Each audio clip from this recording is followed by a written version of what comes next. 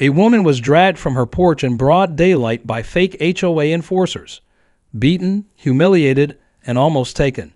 They wore tactical vests, carried forged papers, and thought no one would stop them. But her husband, a Marine veteran named Michael Summers, remembered everything: faces, steps, fear, and stepped in before it was too late. And you won't believe how this nightmare unraveled in court, and why justice didn't just knock. It kicked the door wide open. Saturday mornings in Oakfield, Ohio, always had a rhythm: slow, steady, quiet. The kind of quiet that blanketed the neighborhood like fog, soft and unbothered. On this one, the sun had just begun its climb, rays spilling lazily over the white porch rails of the Summers house. The air smelled like cut grass and warm earth. Nothing was out of place. Michael Summers stood in his garage, sleeves rolled, oil on his hands, squinting at a lawnmower that hadn't run right since spring. Sarah, his wife of 17 years, was inside flipping pancakes, humming that same little tone she'd hummed since college. The melody drifted faintly through the open windows, mixing with the sound of birds and the gentle creak of the porch swing where their golden retriever, Max, dozed in peace. It was the kind of morning people prayed for: familiar, predictable, safe. Then came the scream, not a shout, not a startled yelp. This was something else, a jagged, ragged sound that sliced through the air and made Michael's heart lurch. Every instinct, honed in a rock and buried under years of calm, came roaring back. The wrench dropped from his hand and clattered to the concrete as he bolted out of the garage. The front yard opened before him, and time slowed. Sarah was being dragged down the porch steps. Two men in dark tactical vests had her, one by the arm, the other gripping a fistful of her hair. Her nightgown, the one with little yellow sunflowers on it, was twisted around her knees. Her legs scraped the wood, her face bloodied, lips swollen, eyes wide and glassy, cheeks stained with tears. Didn't look real. She didn't even scream anymore, just whimpered like an animal too shocked to run. Michael's voice thundered. "What are you doing?" "Get off her." One of the men snapped back. "In the house, sir." "HOA enforcement. This doesn't concern you." But Michael wasn't just a homeowner. He was a husband, a protector. And as his eyes scanned them, clean gear, badges that caught the light wrong, insignias he didn't recognize, he knew those weren't officers. They were fakes. The vests were airsoft-style knockoffs. The patches were stitched wrong. The lettering looked like it came off a home printer. Their stance wasn't tactical. It was sloppy, nervous, predatory. And then Michael saw it. The black Escalade idling at the curb, engine purring low, no plates, back window cracked just enough to glimpse a third shadowy figure watching. They weren't here for a fine. They weren't enforcing anything. For half a second, Michael couldn't move. His hands shook, not from fear, but from rage too cold to scream. His brain cataloged everything: the angle of their grip, the blood trickling from Sarah's lip, the way her slipper had fallen off and landed upside down on the bottom step. Every detail etched into him like a scar. He took one step forward. The taller man twitched as if ready to draw something from his vest. Michael didn't flinch. "This is your last warning," the man growled. "Go back inside or you'll be cited for obstruction." Michael's voice came low, slow, steady. "You think I care about a citation?" Sarah tried to speak, her voice cracked. Mike, that sound nearly broke him. His wife, the woman who made life make sense, reduced to pleading through pain. That's when it changed. No more hesitation. No more questions. Michael turned back toward the house, not because he was retreating, but because he knew what came next had to be handled with precision. He knew how this would end. Inside the garage, behind the workbench and beneath a layer of dust, sat the locked case he hadn't opened in years, not since the day he promised Sarah he was done with violence. But this wasn't violence. This was defense. This was the promise he made on their wedding day coming due. And with every step he took toward that case, he knew some lines, once crossed, don't get walked back. But some moments demand it, and this moment belonged to him. Sarah's cries echoed against the metal of the black SUV as her knees scraped across the driveway. Her fingernails clawed at the pavement, desperate to find something to hold on to to anchor herself. The gravel bit into her skin, but she didn't stop. Her eyes were wide, frantic, searching for Michael. Her voice cracked under the weight of fear. One man locked both her wrists behind her back, pressing them tight with plastic restraints. The other kept a brutal grip on her hair, tugging her toward the back seat like she was nothing more than cargo. The door to the SUV was open now, its dark interior yawning like a trap. Michael sprinted forward, heart pounding against his ribs, but he didn't make it far. The taller man turned in one motion, arm extended, pointing what looked like a black stun device. Michael froze mid-stride, eyes locking on the weapon. "Don't take another step," the man warned, his tone cold, practiced. "This is HOA enforcement. You violated the community covenant. Illegal fencing, unpaid dues. This property's under seizure." Michael's mouth opened, but Sarah beat him to it. Her voice, raw and furious, tore through the morning air. "We paid last week. It's auto-drafted every month." The man holding her didn't even blink. None of this made sense, but it was never meant to. This wasn't about community rules or overdue statements. It was about power, control, fear. And Michael knew it. Across the street, a curtain twitched. Someone peeked through the blinds only to vanish a second later. Another neighbor stood frozen behind a glass door, phone in hand, filming but not moving, not helping. Michael's fists curled at his sides, not in panic but in calculation. He scanned every detail: height of the man with the weapon, the distance between them, the arc of Sarah's back as she struggled to breathe. He noted the angle of her head, the location of the open car door, the thin red mark already forming near her temple. He counted silently. 1. The man with the device stood about 10 feet away. 2. The driveway slope favored him. 3. His stance was tense, not tactical. Amateur, probably fast on reaction, slow on aim. Michael blinked once, exhaled through his nose, then without a word he turned. The men laughed, short, breathy laughs. Thought they had won, thought the man walking away had given up. But Michael wasn't walking away. He was walking towards something. Through the front door, past the hallway photos, into the master closet. The carpet remembered his steps. His hand found the floor hatch behind the coats. The code on the lock. Muscle memory. Inside the safe, cradled in velvet, sat the M4 he hadn't touched in 8 years. Last fired at a range in Kentucky. Clean, oiled, ready. He stared at it for just a second, long enough to remember why he stopped using it, and why now he couldn't afford not to. Outside, the laughter had stopped. From behind the blinds, faces watched, unsure of what was happening, unsure if they were witnessing justice or just another tragedy unfolding.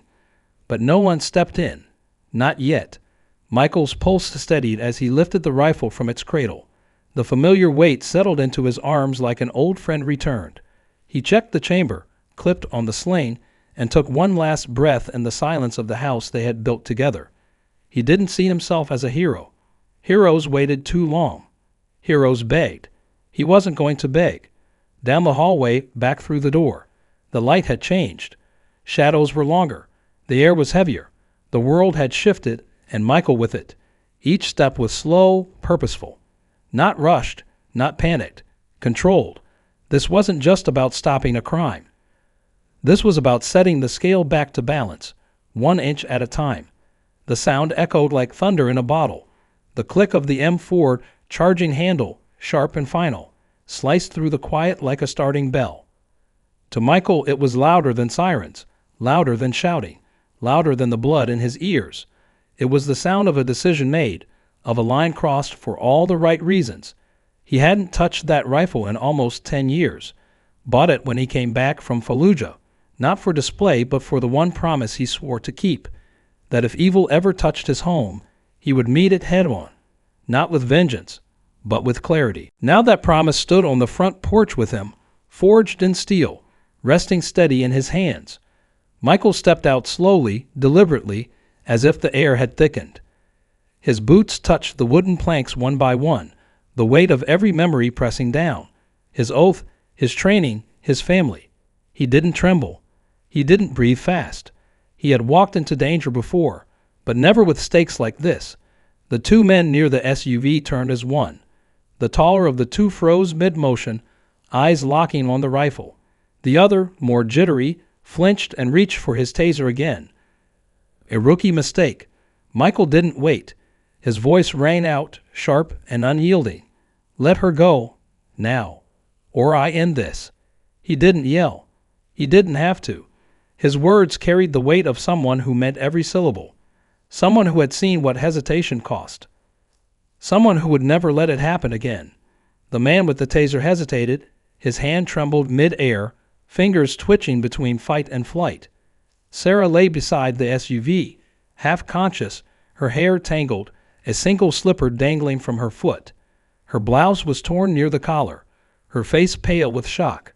But when she saw Michael, when her eyes met his, her body reacted before her mind could catch up. Her shoulders relaxed just a bit. Her chest shook with a sob that turned into a gasp. She remembered who he was. She remembered that she was safe now. The SUV engine suddenly revved. The man by the back door turned slightly, panic flickering in his eyes. Don't, Michael said, voice like gravel. Move. The threat wasn't in the volume. It was in the stillness. He didn't twitch, didn't blink. The rifle was aimed low but ready. His finger hovered near the trigger guard, steady as stone.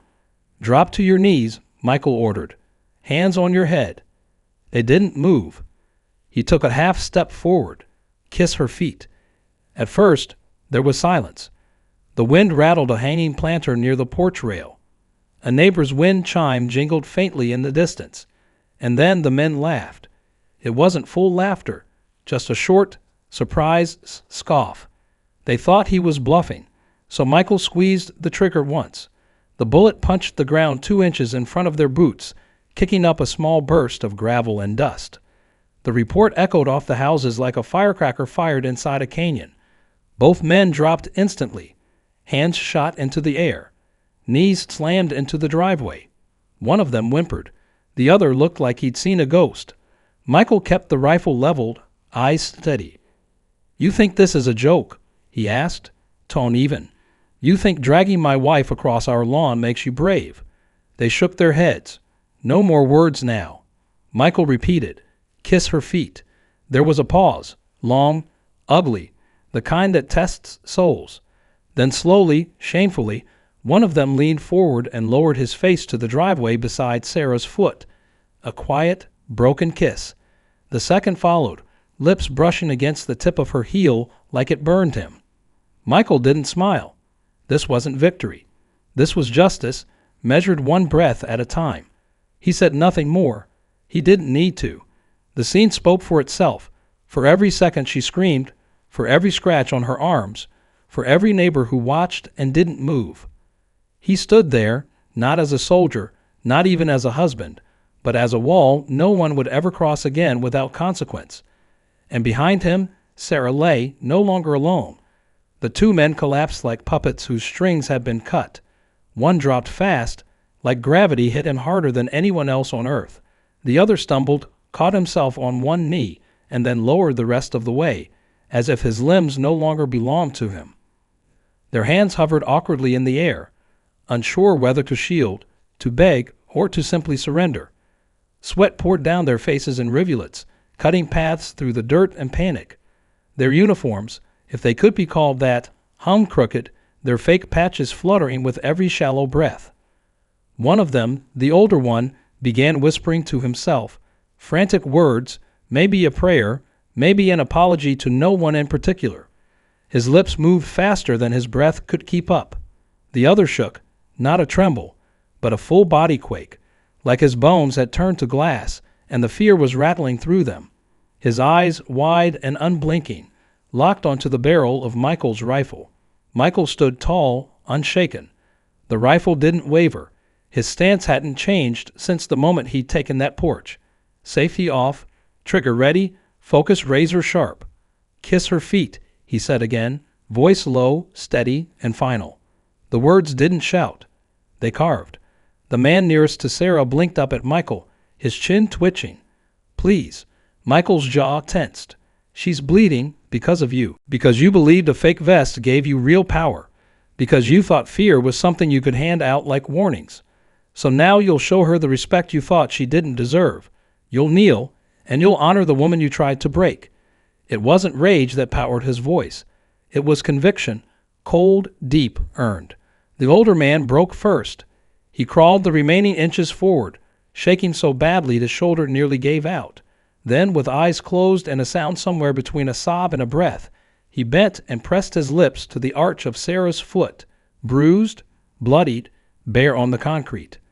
His voice cracked when he spoke. "I'm sorry." The words barely left his mouth before his head fell, and he remained there, forehead pressed to the ground. The second man hesitated, frozen.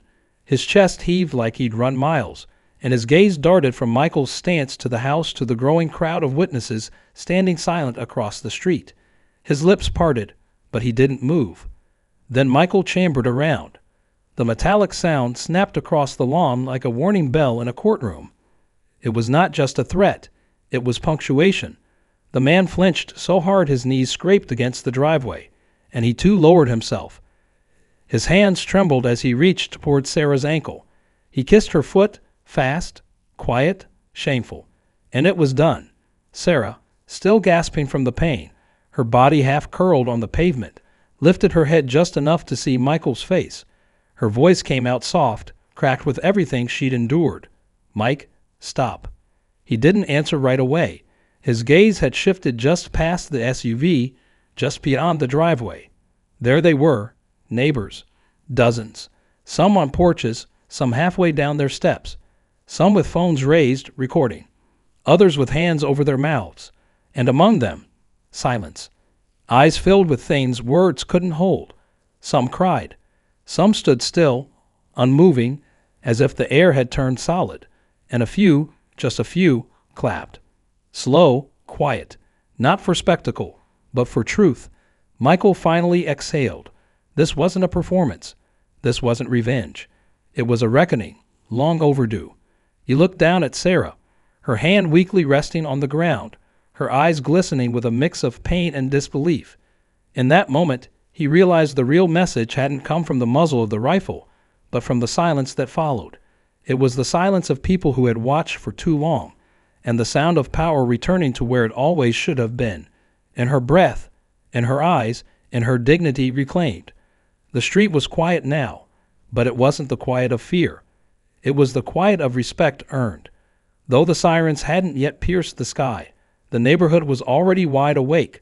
Flashing lights blinked from dozens of phones, all pointed at the same image. A man standing over two trembling figures. Michael Summers didn't pose, didn't speak. He simply stood, steady as a monument, the rifle angled toward the ground but held with quiet authority. His breathing was even, his eyes clear. This wasn't pride. It was protection. On the pavement before him, the fake officers remained on their knees, hands limp at their sides. Their faces were cut and dust-covered. Their mouths, once shouting threats and orders, were now silent, pressed tight with fear. The illusion they wore had peeled off in real time. Their cheap gear no longer meant anything. Behind Michael, Sarah lay curled against the side of the SUV. Her chest rose and fell in shallow bursts, but her eyes stayed open now, fixed on the man who stood between her and everything that had tried to steal her dignity.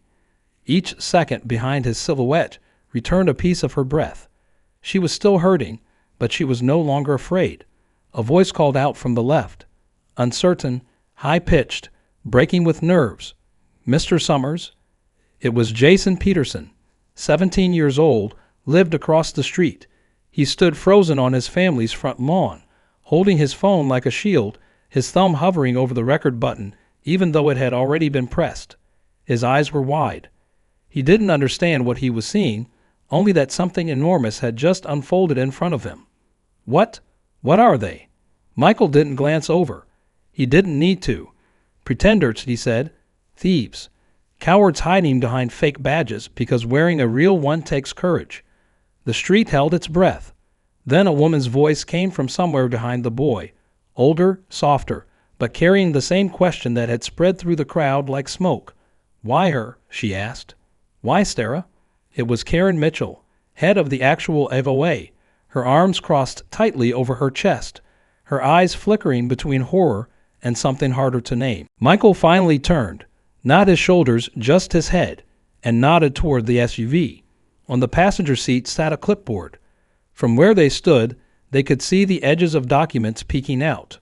Forged violations, he said, fake fines, fabricated names and codes, a list of addresses.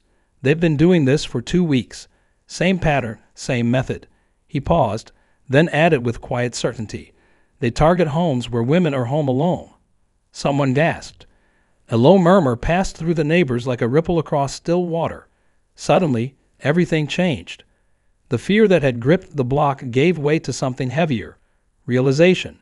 People began lowering their phones, no longer recording, just watching, trying to make sense of what had almost happened, what had been happening to others, and what Michael had just stopped. Children clung tighter to parents. Couples exchanged looks that held more than words. It was as if the street itself, long considered peaceful and predictable, had revealed a fault line beneath its surface. Michael remained still. He didn't move. He didn't need to. His presence, and what it meant, was already etched into the moment. Then, faint at first but rising fast, came the unmistakable sound of real sirens, the kind that cut through wind, the kind that meant authority was finally arriving. Michael didn't flinch. He simply adjusted the strap of the rifle, still pointed down, and turned his eyes toward the sound. He wasn't waiting for backup. He was waiting for accountability. And the block, so often silent, so often passive, stood still in collective reckoning.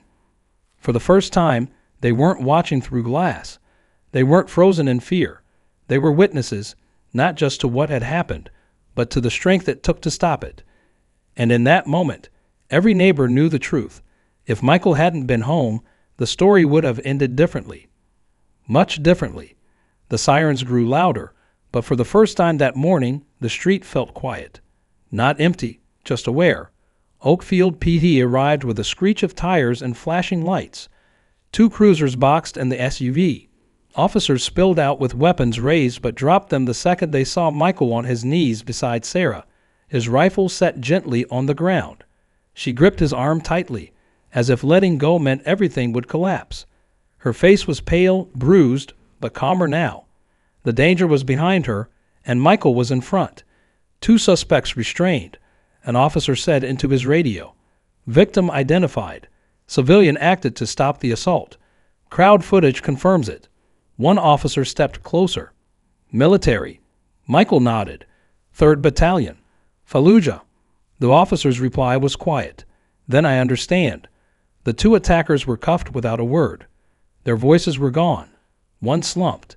The other stared at the ground, listening as the charges were read. Assault, impersonating an officer, attempted kidnapping, conspiracy. Sarah sat on the bumper of the ambulance, wrapped in a blanket. Her lips trembled, not from cold, but from everything catching up at once. "You said you'd protect me," she whispered as Michael took her hand. He gave a quiet nod. "Always." Around them, neighbors stood silent. Phones down, mouths closed. It was no longer about the recording. It was about what they had nearly allowed to happen. "They've been doing this for weeks," Michael muttered, pointing to a clipboard pulled from the SUV. "Fake fines. Lists. Addresses. Women home alone." A detective flipped through the forged documents. His face tightened. "Same scam we've been chasing, but this time they picked the wrong address." Michael didn't speak again. He just stayed beside Sarah as they loaded her into the ambulance. And the neighborhood, once quiet and distant, stood still, fully aware now of how close they'd come to losing something they couldn't replace. The younger officer glanced around at the crowd. Neighbors standing on lawns, silent, stunned. Some held phones. Most had lowered them. Whatever curiosity brought them out was now replaced with something quieter. Respect. One teenager stepped forward. "We saw everything. It's all recorded. When they grabbed her. When he stepped in." An officer nodded.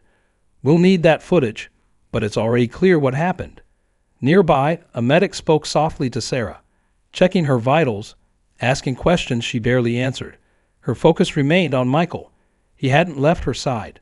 Not when the sirens came, not now. "You really meant it," she said again, softer. "What you promised." He didn't reply. His hands simply closed around hers. The detective turned toward the vehicle. These guys were organized, not random. 6 hits in 2 weeks.